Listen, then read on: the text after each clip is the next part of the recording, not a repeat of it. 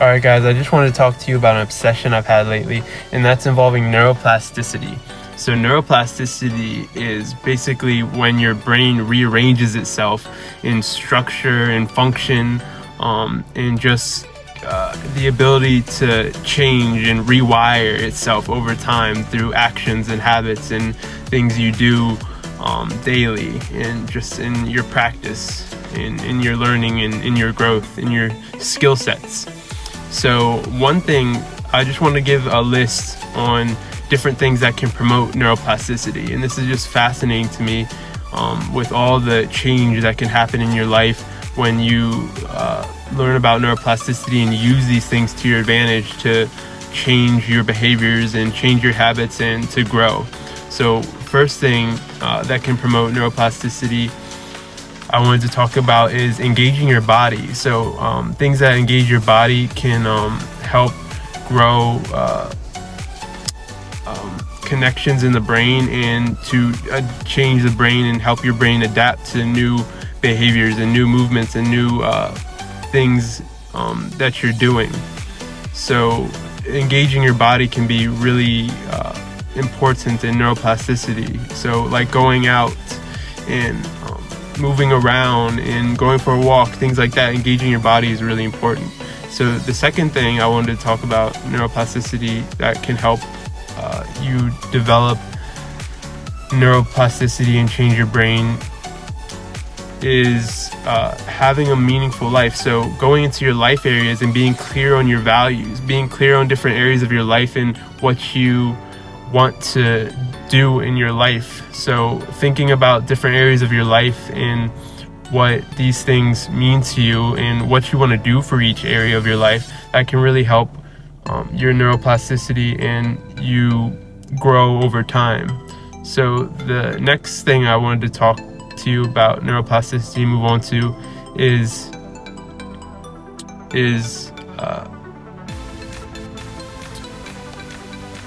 the next thing I wanted to talk to you about neuroplasticity and move on to the next part of the list is having micro steps and micro goals. So having micro steps, so taking a baby step, working small, starting off small. You don't have to take leaps of faith and try brand new things and making a whole new career decision. You can try just a little bit of a habit, just a micro step, a baby step. So like, for example, going to the gym. You can, instead of going to the gym and getting a membership right away, you could try just putting on your shoes, and or even just getting out of bed, and then working your way up to putting on your shoes, and then working your way up to getting out of the door, and then going for a walk, and then you can start lifting. It can be baby steps. You don't have to do everything all at once. You don't have to build Rome all in a day. You can take the tiny steps to work towards what you want to work towards. And another thing for neuroplasticity is micro goals. So setting little goals, and that's very similar, just setting little goals, writing it down on paper, and just having something to try out. And micro steps and micro goals will help with you. These things will help with you creatively and to have a lot of things to work with. So you have many things to work with and a big list of things to try out and to work within your life to move forward. So you can have new ideas and new ways of growth and new ways to promote your neuroplasticity through actions that you love and actions that work for you, and just having a long list of things that just spark your creativity. And this all helps with neuroplasticity. So the next on the list I want to talk about for neuroplasticity and growth in the brain and connections is being mindful. So mindfulness can help you be in the moment. And when you're in the moment, you're not thinking about the past and ruminating. You're not worried about the future and things that are going to happen. You're just in the moment and you're taking a pause and you're being present in the moment. So present in your body, present of your surroundings, present of what's happening right here, right now. And this can really help you just grow with neuroplasticity, being mindful and having a practice with that. So you can start off with moments of mindfulness throughout the day, like I used an app to start off with mindfulness and saw little reminders throughout the day, and that kind of wired my brain a little bit and just got me into the practice, the habit of being mindful in moments. And then I started studying it a little bit more and practicing it more, and now I'm mindful way more throughout the day through my studies and just practices in more in the moment, and just having a better mindfulness practice over time. So you can start off with just moments in the day, take a baby step, and move forward to that until it becomes automatic and you're mindful much of the day, and when you need to be, when you want to be, and just having a way better mindfulness practice.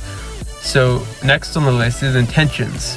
Setting out intentions is a great thing because you can put it into words what you're trying to do right here, right now. What you're trying to do right now with whatever action you're trying to take, whatever habit you're trying to build, whatever that is, you can have intentions. And intentions is just putting it into words. So writing it down, what you're trying to do. So one thing for me, I have an intention for possibly growth in my finances. So I say I'm intending to make money, and just putting this out in words helps grow that intention and helps me just practice coming back to that again and again until I'm taking action for that. And it's becoming something I'm creating in my life through going back and revisiting my intentions again and again and creating new neural pathways in that area, which is money. So it becomes easier to think, less wasted energy, and I'm building those pathways, those connections to where I'm more easily handling my money and taking more action and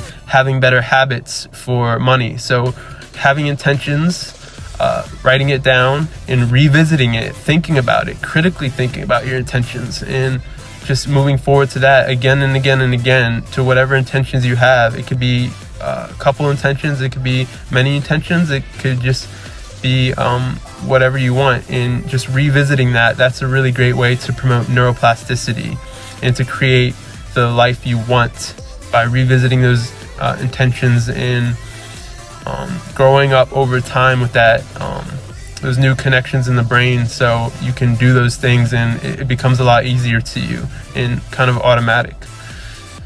The next thing I wanted to talk about,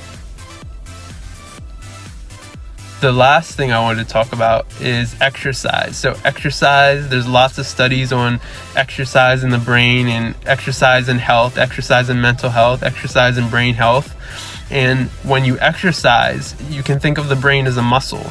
So when you're exercising, whether weightlifting or cardio, any of these things, just physical exercise, what you do is you're basically growing that muscle in certain areas, and the brain can rewire itself. The brain can have neurogenesis. The brain can just become healthier over time the more you exercise. And a great way to exercise is taking baby steps, of course, starting off small, just doing something, and then eventually having a plan for exercise. And that kind of, for me, it instills it in my life.